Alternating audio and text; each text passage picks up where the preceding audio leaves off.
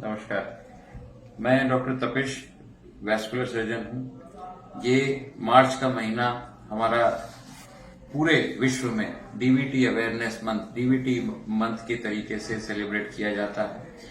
ये इस बीमारी को जागरूकता बढ़ाने के लिए बेसिकली एक हमारा स्टेप है। डीवीटी क्या होती है, क्या हमारे शरीर की संरचना है, इस बीमारियों में क्या भ्रांतियां हैं, क्या इसका लक्षण है, क्या इसका इलाज है और क्या इसका आधुनिकतम इलाज है, इस पे हम थोड़ी सी चर्चा करेंगे। पहली चीज, डीवीटी ये वर्ड कहां से बना। हमने अभी फिलहाल कोरोना काल में काफी लोगों को क्लॉट होते हुए सुना, अड़ोसी पड़ोसियों को न्यूज में काफी था डीवीटी हो गई। ये क्या होता है? DVT basically deep vein thrombosis का शॉर्ट फॉर्म है। शरीर में भगवान ने दो तरीके की जो नसें होती हैं, एक साफ खून लाने वाली, एक गंदे खून ले जाने वाली। गंदे खून ले जाने वाली नसें एक बाहरी नसें होती है जिसको सुपरफिशियल वेन कहते हैं, जो खाल से जाती हैं। एक डीप वेन बनाई है जो कि मेन चैनल होता है, मोटी नसें होती हैं जिसको कि जो कि मांसपेशी के अंदर से हड्डियों के साथ में जाती है। तो अगर हम इसको इसमें समझें तो जो हमारा संरचना भगवान ने दी, मांसपेशी के अंदर की जो नसें हैं जो हड्डी के साथ जा रही हैं, ये वाली डीप वेन्स होती हैं।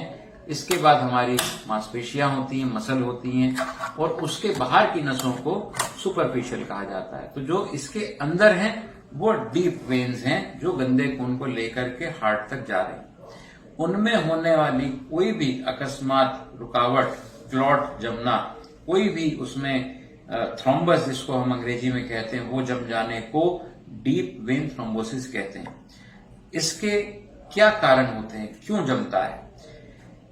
सबसे प्रमुख कारण इसके अंदर 50% लोगों में कोई कारण हो नहीं सकता, हो सकता है कोई कारण ना भी हो और क्लॉट जम जाए, अपने आप नसों में क्लॉट जम जाए।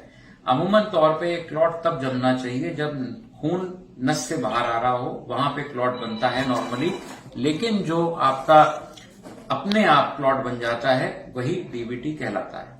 बाहरी नसों में क्लॉट होने को डीवीटी नहीं कहते, ये सुपरफिशियल वेन थ्रोम्बोसिस होती है। कुछ लोगों में जेनेटिक म्यूटेशंस, कुछ जेनेटिक कारण हो सकते हैं जो कि खून को गाढ़ा करते हैं, खून जम सकता है।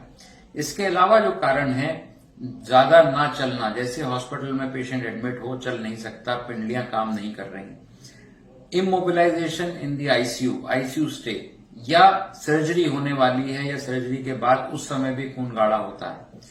एक बहुत ही कॉमन चीज होती है जो प्रेगनेंसी रिलेटेड डीवीटी होती है, जब बच्चे का सर पेट में दबाव डालता है नसों पे तो खून का प्रवाह थोड़ा सा स्लो हो जाता है, उससे भी डीवीटी हो सकती है। इसके अलावा कैंसर एसोसिएटेड थ्रोम्बोसिस एक एंटिटी है जिसमें जिसके शरीर में कैंसर होता है उसमें भी खून गाढ़ा होकर के नसों में जम सकता है। अगर ये खून आपकी नसों में जम गया है तो इसका सबसे पहला लक्षण होता है एकदम से पिंडलियों के अंदर सूजन आ जाना, लालपन आ जाना और काफी ज्यादा दर्द होना। ये लक्षण ये बताते हैं कि आपके खून का प्रवाह, गंदे खून का प्रवाह ऊपर जाना रुक गया है, पैरों में ही खून इकट्ठा हो गया है और उस क्लॉटिंग के कारण ये सारे लक्षण प्रोड्यूस होते हैं। अगर हमको डीवीटी हो जाए तो क्या करना चाहिए? सबसे पहले अपने नजदीकी वैस्कुलर सर्जन से संपर्क करना चाहिए और इसकी सिंपल सा एक टेस्ट होता है जिसको हम डॉपलर कहते हैं। डॉपलर टेस्ट से ये क्लियर हो जाता है कि क्या हमारी नसें खुली हैं या इसमें कोई क्लॉटिंग है। उसमें आपका खून का प्रवाह चेक किया जाता है। डीवीटी प्रूव हो जाने पे आपका जो ट्रीटमेंट है वो खून पतला करने की दवाइयों के फॉर्म में शुरू किया जाता है। जो पहले काफी सालों से चली हुई हैं दवाइयां, वो खून को पतला रखती हैं, खून को आगे गाढ़ा होने से रोकती हैं। इन दवाइयों से क्लॉट पिघलता नहीं है। ऐसा नहीं है कि खून पतला करने की दवाई से क्लॉट पिघल जाएगा। ये आगे ना बढ़े और ना बने, छिटक के आगे फेफड़ों में ना चला जाए, ये दवाइयां इसलिए दी जाती हैं। ये दवाइयां इंजेक्शन फॉर्म में दी जा सकती हैं या खाने के फॉर्म में दी जा सकती हैं। कुछ नई दवाइयां भी आई हैं जिसमें कि कोई मॉनिटरिंग की जरूरत नहीं होती। कुछ पुरानी दवाइयां हैं जिनके अंदर बार बार पीटीआईआर टेस्ट कराना पड़ता है। नई दवाइयों में कोई टेस्ट की आवश्यकता नहीं पड़ती। इसके अलावा जो नई टेक्निक्स आई हैं, कुछ लोग ये कहते हैं कि साहब ये क्लॉट कब पिघलेगा, कैसे ठीक होगा, क्या आपकी दवाई से क्लॉट साफ हो जाएगा? तो ये आपको बता दें कि खून पतला करने की दवाई से क्लॉट पिघल नहीं रहा, उसको शरीर अपने आप पिघालेगा, जो कि 6 से 8 हफ्ते में उसके अंदर से रास्ता बनेगा। तब तक वो खतरनाक ना हो जाए उसके लिए आपको दवाइयां दी जाती हैं। घबराने की इसमें जरूरत नहीं होती। हाँ, 2% लोगों में ये जानलेवा हो सकता है अगर क्लॉट फेफड़ों में चला जाए, सांस लेने में तकलीफ हो जाए। बाकी लोगों में ये अगर सही समय पर ट्रीटमेंट दे दिया जाए तो ये खतरनाक नहीं होता, लेकिन इसकी जानकारी होना, सही समय पर इलाज शुरू होना बहुत आवश्यक है। क्या इस क्लॉट को पिघाला जा सकता है? जी हाँ, इसको कुछ आधुनिकतम तकनीकों से पाइप के माध्यम से, एक छेद के माध्यम से इसको पिघाला जा सकता है 24 घंटे के अंदर, या इसको पाइप के माध्यम से निकाला भी जा सकता है।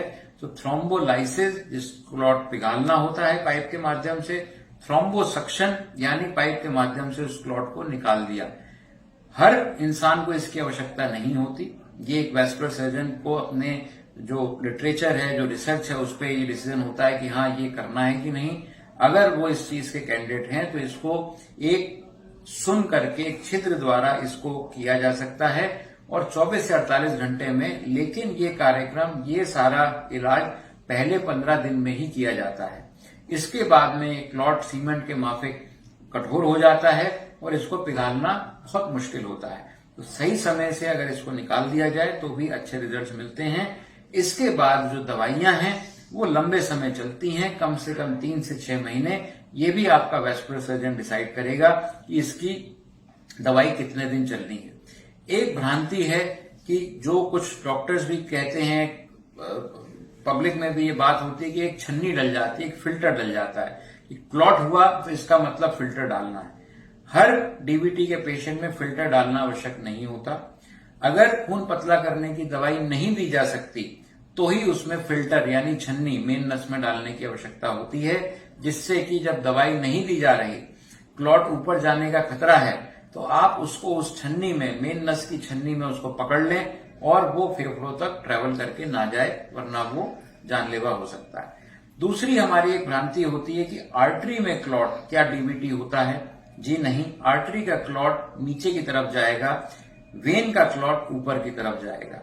तो ये हमारी भ्रांति होती है कि साहब उसको आर्टरी में क्लॉट हुआ, वो छिटक के ब्रेन में चला गया। तो जो ऊपर प्रवाह जा रहा है उसी प्रवाह को डीवीटी फेफड़ों की तरफ ले जा सकती है।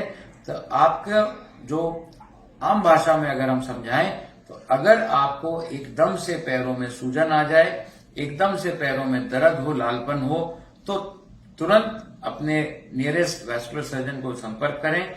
वो आपको दोनों ऑप्शंस के बारे में समझाएगा, खून पतला करने की दवाई देगा, जिससे आप बिल्कुल स्वस्थ और सुरक्षित हो जाएंगे। घबराएं ना, सजग रहें, सुरक्षित रहें, स्वस्थ रहें। बहुत बहुत धन्यवाद।